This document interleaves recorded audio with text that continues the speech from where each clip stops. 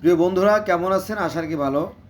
আজকে আমি যে বিষয় নিয়ে আলোচনা করব এটা অত্যন্ত গুরুত্বপূর্ণ, আর তা হলো যে ইসলাম ধর্ম, ইহুদি ধর্ম এবং খ্রিস্টান ধর্ম এগুলোর যে ভিত্তি অর্থাৎ যে মূল যে উৎপত্তি স্থল তা মূলত এক এবং অভিন্ন। চলুন শুরু করি। হজরত আদম আলাইসাল্লামের 5 সন্তান ছিল। 1 নম্বরে হাবিল, 2 নম্বরে কাবিল, 3 নম্বরে শীষ নবী, 4 নম্বরে গাছ বিবি, 5 নম্বরে আকলিমা। 5 সন্তান। তো শীষ নবীর 10ম পুরুষ হচ্ছে হজরত নূহ আলাইসাল্লাম। এই নূহ আলাইসাল্লাম এর আবির্ভাব হয়েছে আপনার শীষ নবীর প্রায় 1000 বছর পরে। তো এই নূহ নবীর থেকে আবার 4 জন সন্তান। 1 নম্বর হচ্ছে শাম, 2 নম্বরে হাম, 3 নম্বরে ইয়াফিস, 4 নম্বরে ইয়াম। এই শাম, হাম, ইয়াফিস, ইয়াম এটা হচ্ছে আপনার নূহ নবীর সন্তান। আচ্ছা, এবার নূহ নবীর এই 4 সন্তান থেকে আবার 4টে ভাগ হয়ে গেল। একটা হচ্ছে সেমেটিক অর্থাৎ আরবীয় ইহুদি। ইহুদি ধর্ম তো আগে আসছে, জানেন তো। ইহুদি ধর্ম, তারপরে খ্রিস্টান ধর্ম, তারপরে ইসলাম ধর্ম আসছে। এই জন্য শাম থেকে সেমেটিক অর্থাৎ আরবি ইহুদিরা আসলো, এবং হাম থেকে আসছে আপনার হেমেটিক। আগেরটা ছিল তো সেমেটিক, আর হলো হেমেটিক। স আর হ কিন্তু পার্থক্য আছে। তো হেমেটিক এরা হচ্ছে মিশরীয়। আর ইয়াফিস থেকে ইন্দো ইউরোপীয়, অর্থাৎ আপনার ইউরোপ, ইরান, ভারত এ সমস্ত অঞ্চলে যেটা আসলো সেটা হচ্ছে ইয়াফিস থেকে। আর ইয়াম থেকে আসলো আপনার সেই যে ইয়ামের বংশধর অবশ্য বিলুপ্ত হয়ে যায়, কারণ ওই যে আপনার নুহুর যে প্লাবন বন্যায়, সেই বন্যায় বিলুপ্ত হয়ে যায়। এই জন্য তাদের বংশের কথা আর নাই। তাহলে আমরা কটা বংশ পাইলাম? 3টে পাইলাম। শাম থেকে সেমেটিক বা আরবি, আর হাম থেকে হেমেটিক বা মিশরীয়, আর ইয়াফিস থেকে পাইলাম আপনার ইন্দো ইউরোপীয় অর্থাৎ ইউরোপ, ভারত এই সমস্ত, আমাদের বাংলাদেশে বলা যায় আর কি।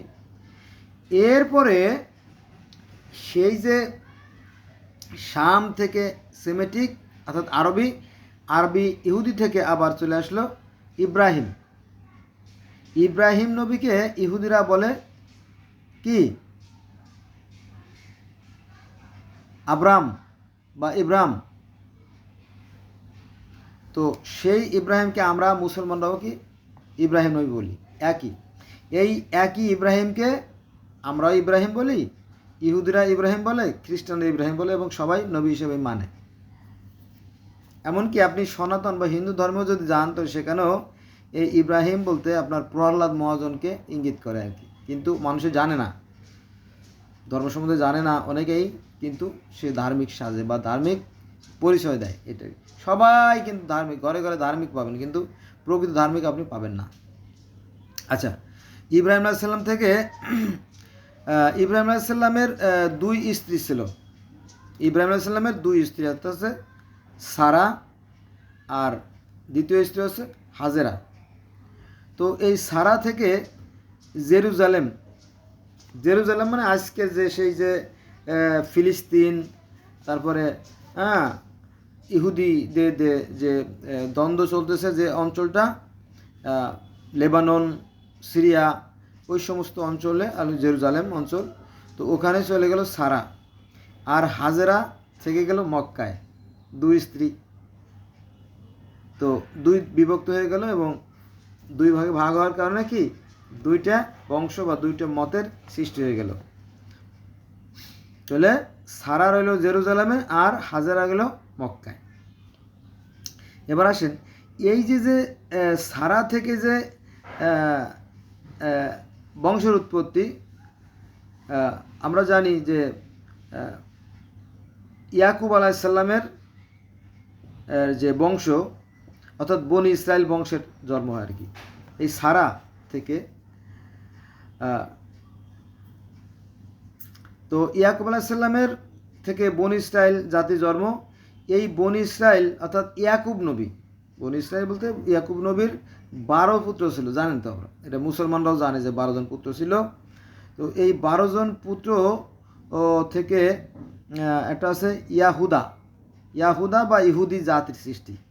ইয়াহুদা একজনের নাম ছিল কি ইয়াহুদা বা ইহুদি আর কি, যাই বলেন, ইহুদি বলতে পারেন আর ইহুদি বলতে, তার বংশটা বেশ বেড়ে গেছে। তারপরে ইউনুস নবী, এখান থেকেই উৎপত্তি হয় ইউনুস নবী। ইউনুস নবী বলতে হয় যে আপনার ইয়াকুব নবীর যে 12 পুত্র তার একজন আছে কি ইউনুস নবী, ইউসুফ নবী। ইউসুফ আলাইসাল্লাম মিশরে রাজত্ব করা শুরু করে। দেখেন কোথা থেকে কোথায় চলে গেল, সেই জেরুজালেম থেকে আবার কি মিশর চলে আসলো।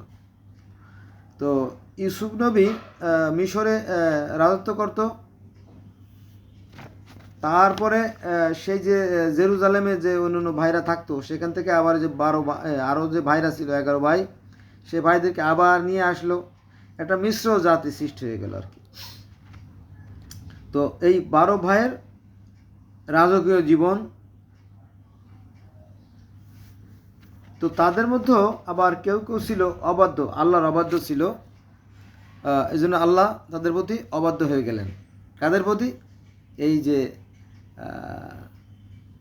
আপনার যে ইহুদি জাতি, এই ইহুদি জাতির একটা গ্রুপের প্রতি সৃষ্টিকর্তা অবাধ্য হয়ে গেলেন। সেটি কিভাবে হলো? যে ফেরাউন অবাধ্য হওয়ার ফলে ফেরাউন এর গোলামে পরিণত হলো। সেখান থেকে তারা আবার ক্ষমা প্রার্থনা করলো, আল্লাহ পাক তাদের কারো প্রতি সন্তুষ্ট হলেন এবং তারা মুসা আলাইহিস সালামের নেতৃত্বে সেই যে মিশর থেকে আবার তারা কি কেনানে চলে গেল, অর্থাৎ সেই জেরুজালেমে, সেই তাদের যে মূল উৎপত্তি স্থল, সেখানে আবার চলে গেল। এবং তাওরাত কিতাব মনে আছে যে সৃষ্টিকর্তা সেই তুর পাহাড়ে বা তোয়া পর্বতে বা সিনাই পর্বত যাই বলেন, সেখানে এসে মুসাকে বলে, এই মুসা তুমি এদিকে আসো, তোমার জন্য একটা উপহার আছে, এই নাও তাওরাত কিতাব। এই তাওরাত কিতাব পালো। তাওরাত কিতাব পাওয়ার পরও তারা আবার কি করলো? সেই তাওরাত কিতাবটা তারা বিকৃত করে অবাধ্য জাতিতে পরিণত হয়ে গেল। এবার আসেন ওই যে ইব্রাহিম আলাইহিস সালামের যে 2 স্ত্রী, একজন নাম সারা ছিল জেরুজালেমে, আর একজন যে মক্কায় রয়ে গেল।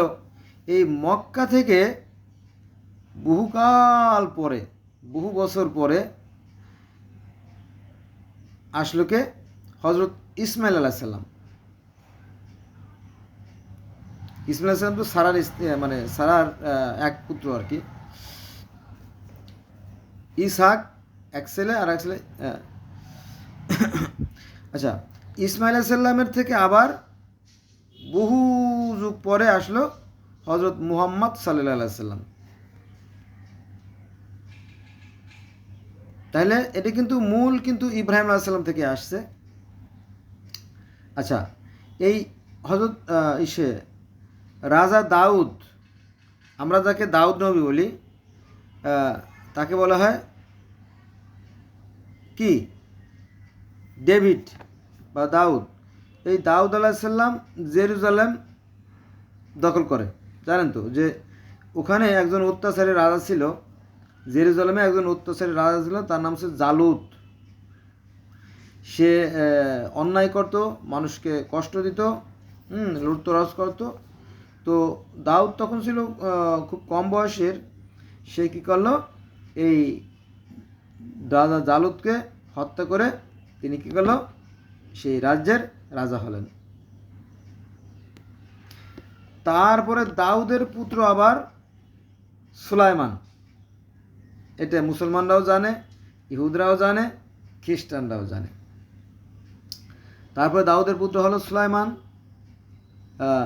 সুলাইমান ছিল গোটা বিশ্বের রাজা, কারণ তখন পৃথিবীতে লোক সংখ্যা ছিল কম।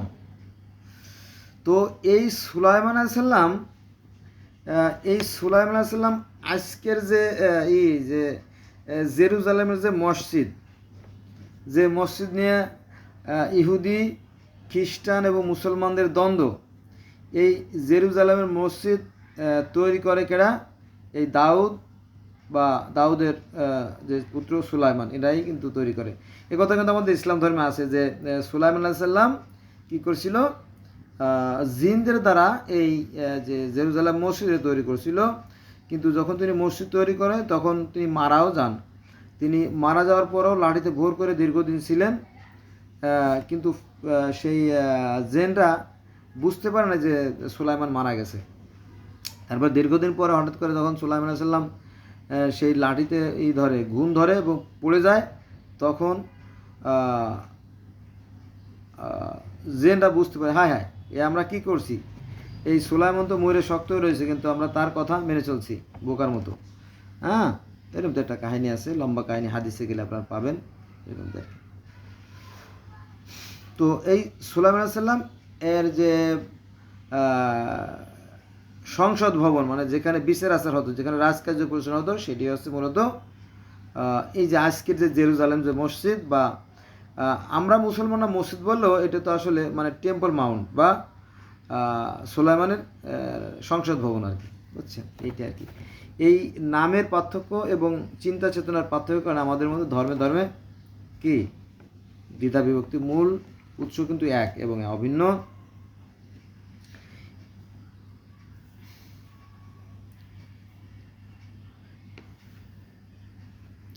তারপরে ইরা আবার, অর্থাৎ সুলাইমানের একটা গ্রুপ কিন্তু আবার ওই যে আল্লাহর অবাধ্য হয়ে যায়।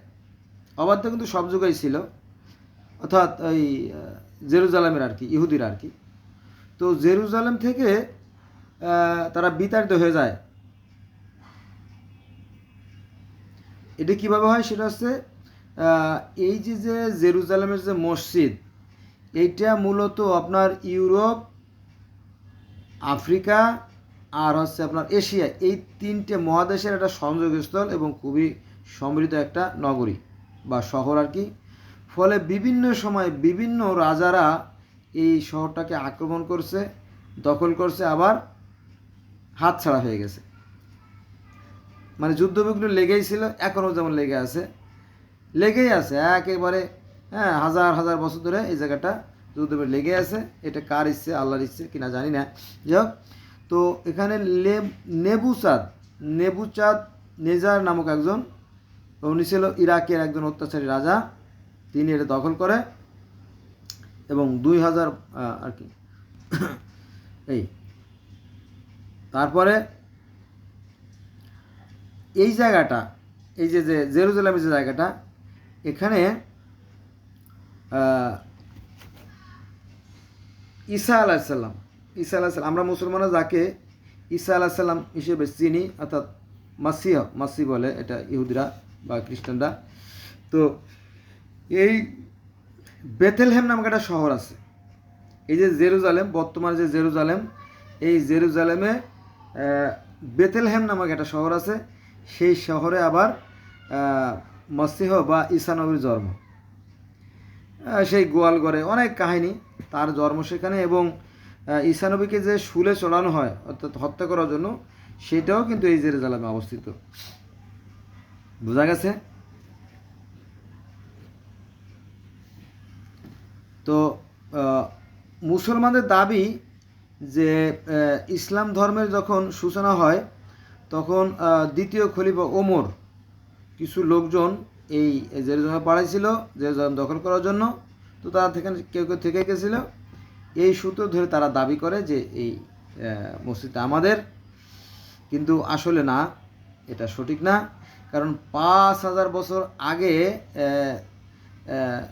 এই জেরুজালেম মসজিদ তৈরি করা হয়, আর ইসলাম ধর্ম তো মাত্র 1448 বছর চলতেছে বর্তমানে। এখন এই হলো দ্বন্দ্ব। তবে আর একটা বিষয় হচ্ছে যে আমরা কিন্তু ওই গোড়ায় কিন্তু একই, যে ইব্রাহিম নবী থেকে কিন্তু আমাদের উৎপত্তি আর কি।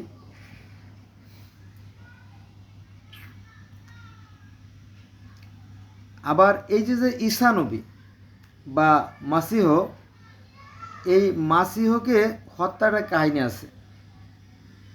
ইহুদি ধর্মে কিন্তু এই মাসিহ বা ঈসা নবীর জন্ম। তো কারো কারো দাবি যে এই ঈসা নবী হচ্ছে জাকারিয়ার অবৈধ সন্তান বা জারজ সন্তান, এরকম একটা কথা পাওয়া যায়। আর এই ঘটনাকে সূত্র ধরেই কিন্তু আপনার ইহুদিরা দুইটা ভাগে বিভক্ত হয়ে যায়, ইহুদি ধর্ম এবং খ্রিস্টান ধর্মের জন্ম হয়।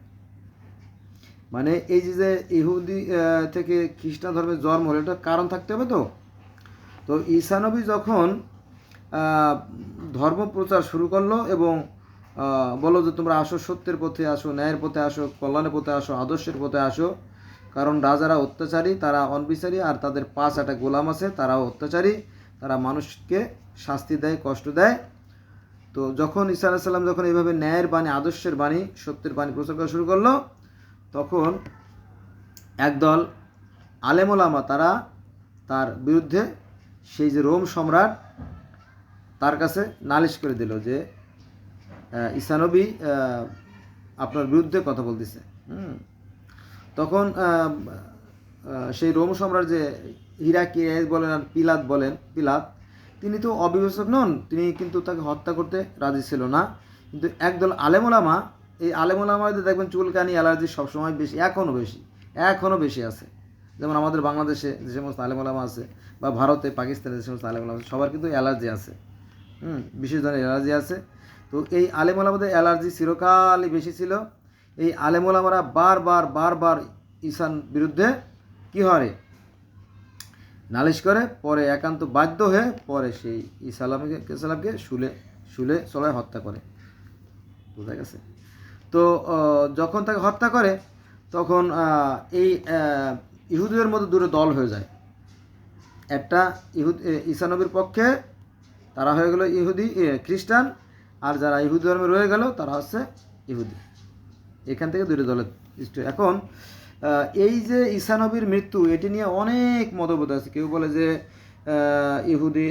ঈসা নবীকে মারার পরে, অর্থাৎ হত্যা করার পরে তাকে যখন কবরে দেওয়া হয়, তো কবরে 3 দিন ছিল, 3 দিন পরে তার লাশ গায়েব হয়ে যায়, সে জীবিত হয়ে কারো সাথে দেখা করে তিনি মহাশূন্যে চলে যায়, সে আল্লাহ পাকের যে সিংহাসনের ডান পাশে গিয়ে বসে। এরকমটি আলোচনা আছে যদি আপনারা খ্রিস্টান ধর্ম পড়তেন। আবার কেউ বলে না, যখন ঈসা আলাইহিস সালামকে যখন শুলে চড়ায়, তখন তার যে 12 জন যে বন্ধু ছিল, তার যে 12 জন সাহাবী ছিল বা সাথী ছিল, তারা তাকে উদ্ধার করে নিয়ে আসে। তো রোম সম্রাট যেহেতু বিশাল প্রতাপশালী ছিল এবং পৃথিবীর মধ্যে খুবই শক্তিধর ছিল, তার সাথে পারা যাবে না।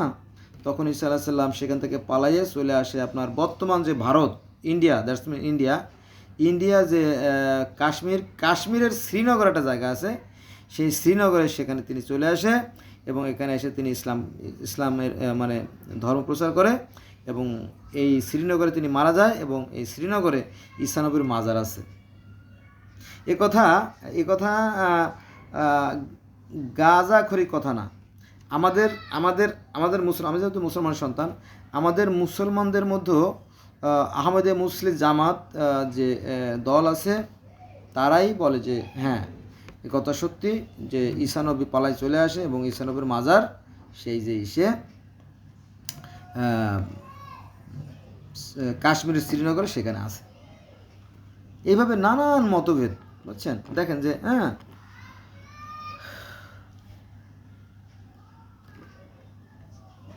তো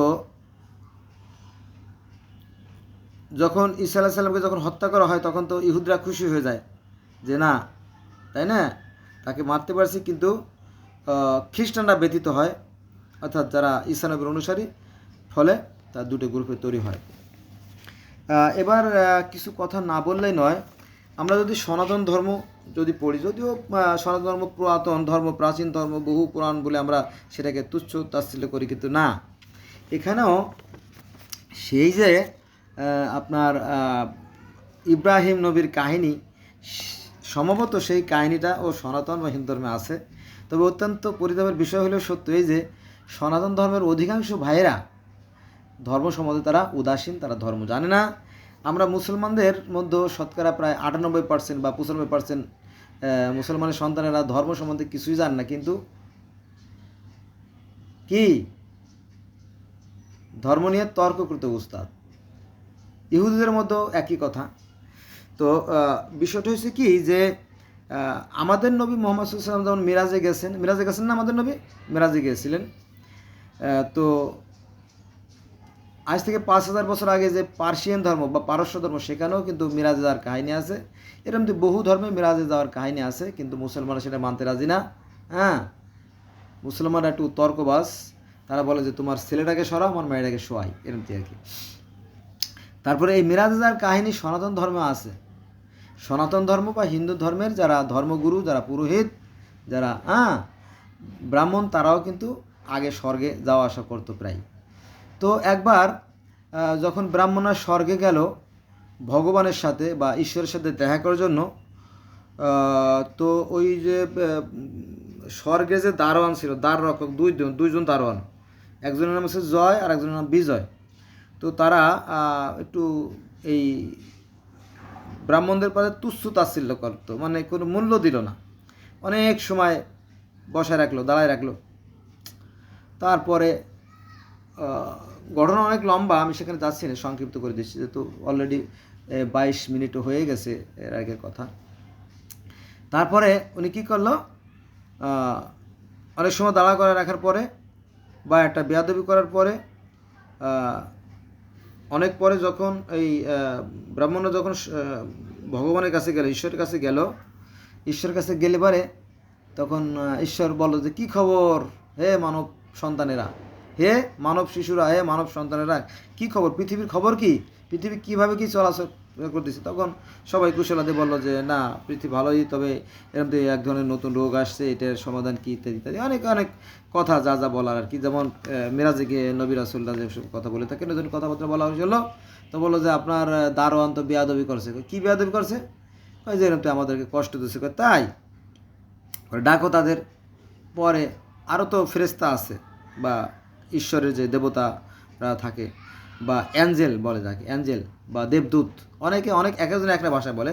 তো তাদের ডাকা হলো যে তোমরা বেয়াদবি করছো, তোমাদের শাস্তির স্বরূপ তোমাদেরকে মনুষ্যকুলে জন্ম নিতে হবে, অর্থাৎ মানুষ হিসেবে জন্ম নিতে হবে। তখন যথা আজ্ঞা, ঈশ্বরের কথা, এটা কি মানে কেউ কাটতে পারে? কাটার কোনো সম্ভব নয়। তখন এই যে স্বর্গের যে দ্বাররক্ষক, অর্থাৎ আমি সনাতন বা হিন্দু ধর্মের কথা বলতেছি, তো এই স্বর্গের যে দুই দ্বাররক্ষক জয় বিজয়, তাদেরকে পৃথিবীতে মনুষ্যকুলে জন্ম নিতে হলো। তখন তাদের নাম হলো হিরণ্যক্ষ আর হলো হিরণ্যকশিপু, দুই ভাই। তো এরা তো পৃথিবীতে জন্ম নিল, কিন্তু এরা তো জানে কে ব্রহ্মা, কে বিষ্ণু, কে শিব, কে মহেশ্বর, কার কাছে কী ক্ষমতা আছে, তার তো চেন তো জানতো। মনে করেন যে প্রধানমন্ত্রী, বাংলাদেশের প্রধানমন্ত্রী শেখ হাসিনার সাথে যদি কার ভালো সম্পর্ক থাকে, তাহলে তার ছেলেমেয়ের চাকরি থেকে সমস্যা না। কিন্তু আবার অনেকে আছে মাস্টার ডিগ্রি করে রিক্সা চালায়, বেকার, আছে না? আবার 8 পাস করে অনেকে শিক্ষকতা করে, আছে না? আছে। কালকে দেখলাম যে 8 পাস করে সে প্রাইমারির চাকরি করতেছে। অবাক কাণ্ড, তাই না? কারণ কি, উপর লেভেলে তার কি লোক আছে। কিন্তু আমি মাস্টার্স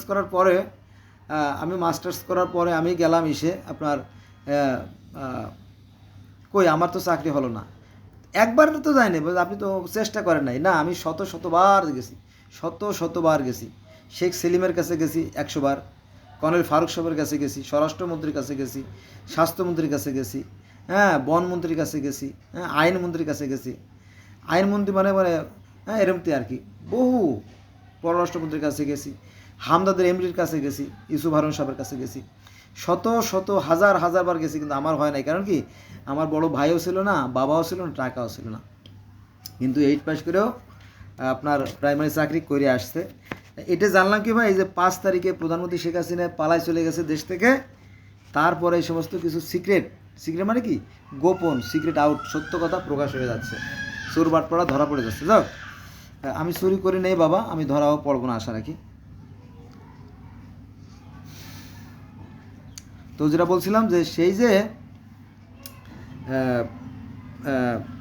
জয় বিজয়, তারা তো জানতো যে কার কাছে কি বর আছে, ব্রহ্মার কাছে কি বর, বিষ্ণুর কাছে কি বর, শিবের কাছে কি বর আছে।